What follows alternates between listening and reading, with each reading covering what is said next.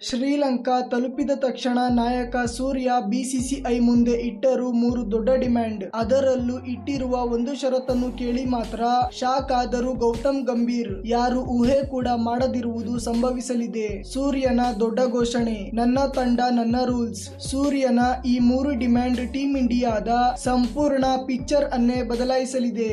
ಈಗ ನೋಡಲು ಬಹಳ ಕುತೂಹಲಕಾರಿಯಾಗಿರುತ್ತದೆ. ಭಾರತ ನಾಯಕ ಅಲ್ಲ, ಡೈಮಂಡ್ ಅನ್ನು ಆಯ್ಕೆ ಮಾಡಿದೆ. ಹಾಗಾದರೆ ಸೂರ್ಯ ಇಟ್ಟಿರುವ ಆ 3 ಡಿಮ್ಯಾಂಡ್ ಏನು ಮತ್ತು ಇದರ ಸಂಪೂರ್ಣವಾದ ಮಾಹಿತಿ ಏನು ಎಂಬುದನ್ನು ಈ ವಿಡಿಯೋದಲ್ಲಿ ತಿಳಿಸುತ್ತೇವೆ. ಆದರೆ ಅದಕ್ಕೂ ಮುನ್ನ ನೀವು ಕೂಡ ಟೀಂ ಇಂಡಿಯಾದ ಅಭಿಮಾನಿಯಾಗಿದ್ದರೆ ಈ ವಿಡಿಯೋವನ್ನು ತಪ್ಪದೆ ಲೈಕ್ ಮಾಡಿ. ಸ್ನೇಹಿತರೆ, T20 ವರ್ಲ್ಡ್ ಕಪ್ ಅನ್ನು ಗೆದ್ದ ನಂತರ ಟೀಂ ಇಂಡಿಯಾದಲ್ಲಿ ಹಲವು ದೊಡ್ಡ ಬದಲಾವಣೆಗಳು ಆಗಿದೆ. ಮೊದಲಿಗೆ ಟೀಂ ಇಂಡಿಯಾದ ದಿಗ್ಗಜರಾದ ವಿರಾಟ್ ಕೊಹ್ಲಿ, ರೋಹಿತ್ ಶರ್ಮಾ ಹಾಗೂ ಜಡೇಜಾ ಅವರು ನಿವೃತ್ತರಾದರು. ಹಾಗೂ ಅಷ್ಟೇ ಅಲ್ಲದೆ ಟೀಂ ಇಂಡಿಯಾದ ಕೋಚ್ ಆಗಿದ್ದ ರಾಹುಲ್ ದ್ರಾವಿಡ್ ಅವರ ಕೋಚಿಂಗ್ ನ ಅವಧಿ ಕೂಡ ಮುಕ್ತಾಯಗೊಂಡಿತು.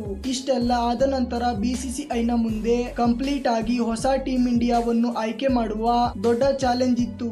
ಆದರೆ ಈ ಚಾಲೆಂಜ್ ಅನ್ನು ಉತ್ತಮವಾಗಿ ಸ್ವೀಕರಿಸಿದ ಬಿಸಿಸಿಐ ಮೊದಲನೆಯದಾಗಿ ಸೂರ್ಯಕುಮಾರ್ ಯಾದವ್ ಅವರನ್ನು ನಾಯಕನಾಗಿ ಆಯ್ಕೆ ಮಾಡಿದರು. ಮತ್ತು ಅಷ್ಟೇ ಅಲ್ಲದೆ ಟೀಂ ಇಂಡಿಯಾದ ಹೊಸ ಹೆಡ್ ಕೋಚ್ ಆಗಿ ಗೌತಮ್ ಗಂಭೀರ್ ಅವರನ್ನು ನೇಮಿಸಿದರು.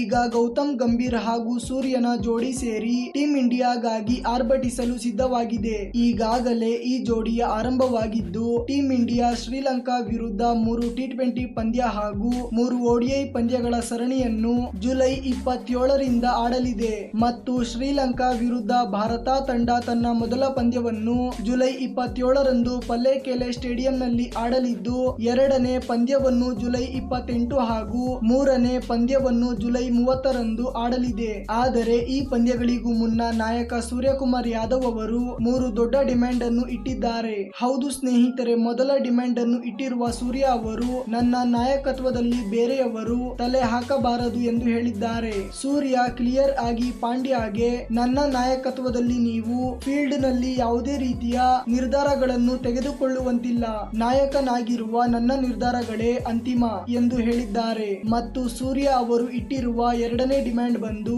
ಟೀಂ ಇಂಡಿಯಾದ ಪ್ಲೇಯಿಂಗ್ 11 ನ ಸೆಲೆಕ್ಷನ್ ನ ಬಗ್ಗೆ. ಸೂರ್ಯ ಅವರು ನೇರವಾಗಿ ಕೋಚ್ ಟೀಂ ಇಂಡಿಯಾದ ಸ್ಕ್ವಾಡ್ ಅನ್ನು ಆಯ್ಕೆ ಮಾಡುವ ಮೊದಲು ನನ್ನ ಒಪ್ಪಿಗೆಯನ್ನು ತೆಗೆದುಕೊಳ್ಳಬೇಕು ಎಂದು ಹೇಳಿದ್ದಾರೆ. ಸೂರ್ಯನ ಈ ಸ್ಟೇಟ್ಮೆಂಟ್ ಅನ್ನು ಕೇಳಿ ಗಂಭೀರ್ ಅವರು ಕೂಡ ಸ್ವಲ್ಪ ಮಟ್ಟಿಗೆ ಶಾಕ್ ಆಗಿದ್ದಾರೆ. ಹಾಗೂ ಮೂರನೇ ದೊಡ್ಡ ಷರತ್ತನ್ನು ಇಟ್ಟಿರುವ ಸೂರ್ಯ ಅವರು ಟೀಂ ಇಂಡಿಯಾದ ಬ್ಯಾಟಿಂಗ್ ಲೈನ್ಅಪ್ ನ ಡಿಸಿಷನ್ ಗಳನ್ನು ನನ್ನನ್ನು ಬಿಟ್ಟು ಕೋಚ್ ಆಗಲಿ ಅಥವಾ ತಂಡದ ಮ್ಯಾನೇಜ್ಮೆಂಟ್ ಆಗಲಿ ತೆಗೆದುಕೊಳ್ಳುವಂತಿಲ್ಲ. ಏಕೆಂದರೆ ನಾಯಕನಾಗಿರುವ ನಾನು ಯಾವ ಆಟಗಾರ ಯಾವ ಸ್ಥಾನದಲ್ಲಿ ಆಡಬೇಕೆಂಬ ನಿರ್ಧಾರವನ್ನು ತೆಗೆದುಕೊಂಡು ನಂತರ ನಿಮಗೆ ತಿಳಿಸುತ್ತೇನೆ ಎಂದು ಹೇಳಿದ್ದಾರೆ. ಸ್ನೇಹಿತರೆ, ನಿಮ್ಮ ಪ್ರಕಾರ ಸೂರ್ಯ ಅವರು ಇಟ್ಟಿರುವ ಈ ಡಿಮ್ಯಾಂಡ್ಗಳು ಸರಿಯೋ ತಪ್ಪೋ, ಎಸ್ ಅಥವಾ ನೋ ಎಂದು ಕಮೆಂಟ್ ಮಾಡುವ ಮೂಲಕ ನಿಮ್ಮ ಅಭಿಪ್ರಾಯವನ್ನು ತಿಳಿಸಿ.